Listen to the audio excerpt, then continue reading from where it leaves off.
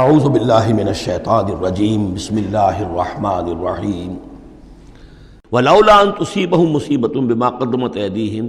اور اتنی بات کے لیے کہ ان کے اوپر کوئی مصیبت نہ آ جائے ان کے تمام اعمال کی وجہ سے، فیقولوا ربنا، اور اگر مصیبت آ جاتی، لولا ان تصیبہم مصیبۃ بما قدمت ایدیہم، یہ مضمون آ چکا ہے سورہ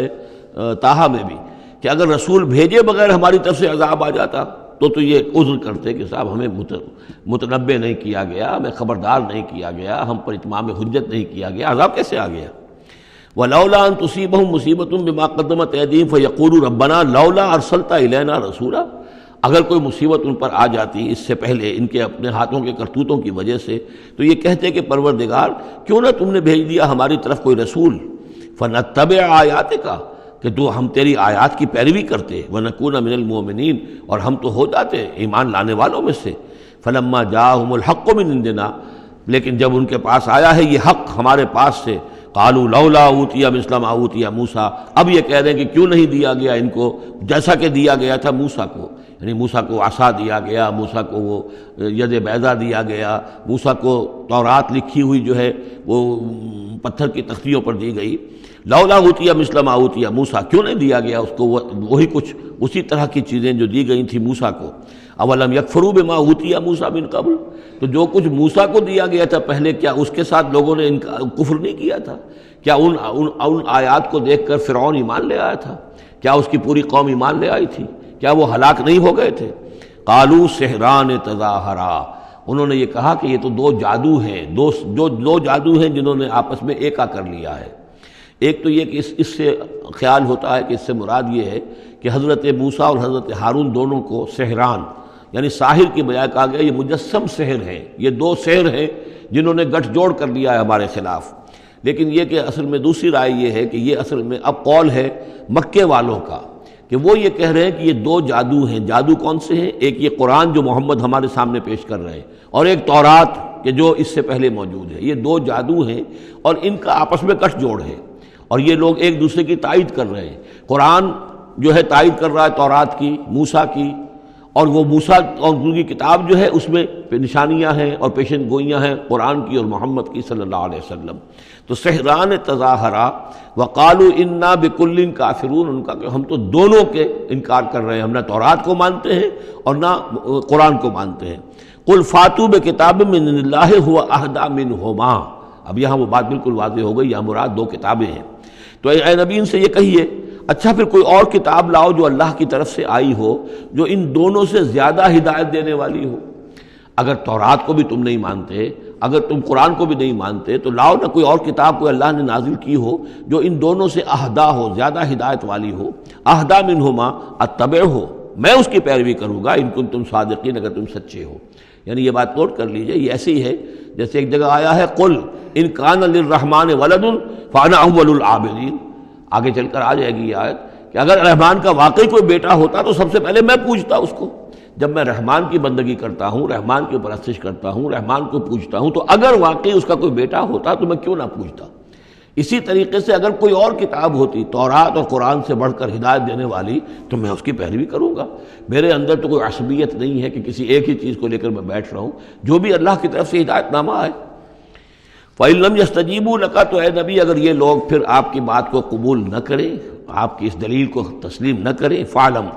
تو جان لیجئے انما يتبعون اهواءهم، کہ یہ لوگ صرف پیروی کر رہے ہیں اپنی خواہشات کی۔ وَمَنْ أَضَلُّ مِمَّنِ اتَّبَعَ هَوَاهُ، اور اس شخص سے بڑھ کر گمراہ اور بھٹکا ہوا کون ہوگا جو اپنی خواہش نفس کی پیروی کر رہا ہو، بغیر ہدی من اللہ، بغیر اس کے کہ اس کے پاس اللہ کی طرف سے کوئی ہدایت نامہ ہو، اللہ کی طرف سے کوئی ہدایت اور رہنمائی ہو۔ ان اللہ لا یہدی القوم الظالمین، یقیناً اللہ تعالیٰ ایسے ظالم قوم کو ہدایت نہیں دیتا۔ وَلَقَدْ وَصَّلْنَا لَهُمُ الْقَوْلَ لَعَلَّهُمْ يَتَذَكَّرُونَ، اور ہم پے بپے بھیجتے رہے اپنے رسول، اور ان کے لیے ان کی دعوت آتی رہی تاکہ یہ نصیحت اخذ کریں۔ اور یہاں وصلنا سے مراد خاص طور پر سحران تظاہرہ بھی ہو سکتا ہے، کہ یہ ایک سلسلہ ہے، سلسلۃ الذہب ہے، اس کے اندر وصل ہے، یہ جڑے ہوئے ہیں۔ یہ تورات اور زبور اور انجیل اور قرآن یہ تو اصل میں ایک ہی سنہری زنجیر کی کڑیاں ہیں۔ وَلَقَدْ وَصَّلْنَا لَهُمُ الْقَوْلَ، ہم نے اپنی اس بات کو، اپنی ہدایت کو، اپنی وحی کو اس طریقے سے جوڑا ہے ایک زنجیر کی شکل میں، تاکہ یہ لوگ اس سے نصیحت اخذ کریں۔ الذین آتیناہم الکتاب من قبلہ ہم بہ یؤمنون، اور جن لوگوں کو ہم نے اس سے پہلے قرآن سے پہلے کتاب دی تھی ان میں بھی وہ لوگ ہیں کہ جو اس پر ایمان رکھتے ہیں، جو دل سے مانتے ہیں کہ یہ اللہ کا کلام ہے۔ وَإِذَا يُتْلَىٰ عَلَيْهِمْ قَالُوا آمَنَّا بِهِ، اور جب انہیں یہ پڑھ کر سنایا جاتا ہے قرآن مجید وہ کہتے ہیں ہم اس پر ایمان لائے۔ اِنَّهُ الْحَقُّ مِن رَّبِّنَا، یقیناً یہ ہمارے رب کی طرف سے حق ہے۔ اِنَّا كُنَّا مِن قَبْلِهِ مُسْلِمِينَ، ہم تو اس سے پہلے ہی اسلام لا چکے ہیں، یعنی ہم تو اس بات کو پہلے ہی تسلیم کر چکے ہیں۔ اولئک یؤتون اجرہم مرتین، یہ وہ لوگ ہیں جنہیں ان کا اجر دیا جائے گا دوہرا، 2 مرتبہ، یعنی یہ کہ وہ سابقہ امت میں سے تھے، وہ بنی اسرائیل میں سے تھے یا نصارہ میں سے تھے، انجیل کو مانتے تھے، تورات کو مانتے تھے، اب انہوں نے قرآن کو بھی تسلیم کر لیا تو گویا کہ انہیں دوہرا اجر ملے گا۔ اولئک یؤتون اجرہم، ان کو دیا جائے گا ان کا اجر مرتین بما صبروا، ان کے صبر کے نتیجے میں کے عوض ان کو دوہرا اجر ملے گا۔ ویدرؤون بالحسنۃ السیئۃ، اور ان کا طریقہ یہ ہے کہ وہ دفع کرتے ہیں اچھائی کے ذریعے سے برائی کو، مما رزقناہم ينفقون، اور جو کچھ ہم نے انہیں دیا اس میں سے خرچ کرتے ہیں۔ وَإِذَا سَمِعُوا اللَّغْوَ أَعْرَضُوا عَنْهُ وَقَالُوا لَنَا أَعْمَالُنَا وَلَكُمْ أَعْمَالُكُمْ، اور جب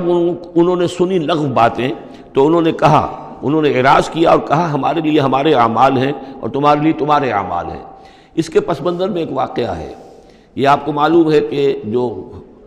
پہلی ہجرت ہوئی تھی تو وہ ابیسینیا کی طرف تھی، حبشہ کی طرف تھی، تو وہاں کچھ لوگ ایمان لے آئے تھے اور کچھ عرصے کے بعد وہاں سے ایک وفد آیا ہے حضور صلی اللہ علیہ وسلم سے ملاقات کے لیے۔ ظاہر بات ہے جو ایمان لائے ہیں اب ان کے دل میں کتنی خواہش ہوگی کہ حضور سے ملنے کے لیے آئیں۔ وہ کون تھے؟ وہ نصارہ تھے، عیسائی تھے، جیسے نجاشی، حضرت نجاشی رحمۃ اللہ علیہ۔